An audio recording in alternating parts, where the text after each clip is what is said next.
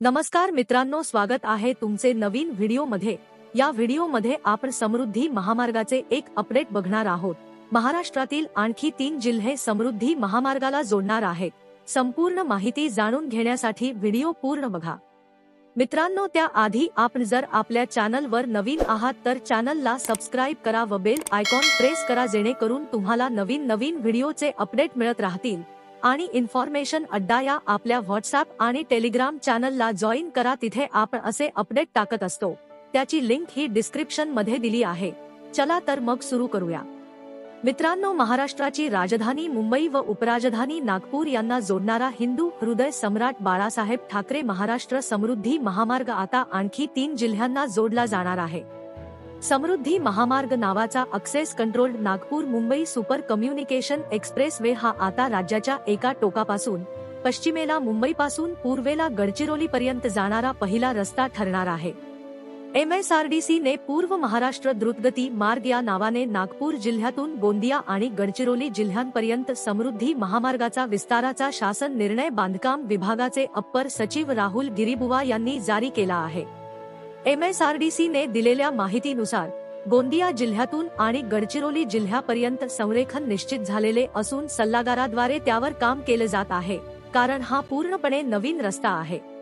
सध्या नागपूर पासून चंद्रपूर जिल्ह्यातील भद्रावती, घुगधूस, राजुरा मार्गे गडचिरोली जिल्ह्यातील नवेगाव पर्यंत नेण्याचा आराखडा तयार करण्यात आला आहे।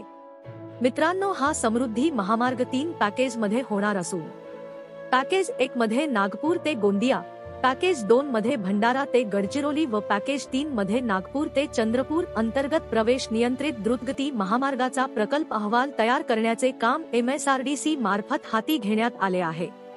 मित्रांनो, या समृद्धी महामार्गाची एकूण लांबी 900 किलोमीटर पेक्षा जास्त होईल। सध्या 10 जिल्ह्यांमध्ये 120 मीटर रुंदीचा 701 किलोमीटरचा द्रुतगती मार्ग आहे।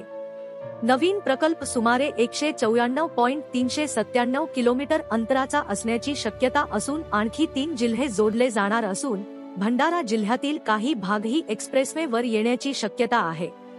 मित्रांनो, कसा असणार हा महामार्ग जाणून घेऊया। समृद्धी एक्सप्रेस वरील वर्धा जिल्ह्याच्या सेल्डो इंटरचेंज वरून भद्रावती घुगघूस ते राजुरा हा मार्ग जोडला जाणार आहे। पुढे हा हैदराबाद महामार्गावरील गडचिरोली जिल्ह्याच्या नवेगाव मोरपर्यंत पोहोचेल। या मार्गाची एकूण लांबी 182.428 किलोमीटर असणार आहे। समृद्धीला जोडणारा घुगघूस इंटरचेंज ते चंद्रपूर जोडरस्ता 11.969 किलोमीटर असा एकूण 194.397 किलोमीटर अंतराचा हा रस्ता असल्याचे शासन परिपत्रकात नमूद केलं आहे। तर धन्यवाद मित्रांनो, आजच्या व्हिडिओसाठी एवढेच। व्हिडिओ कसा वाटला कॉमेंट्स करून नक्की सांगा आणि सबस्क्राइब करायला विसरू नका। धन्यवाद।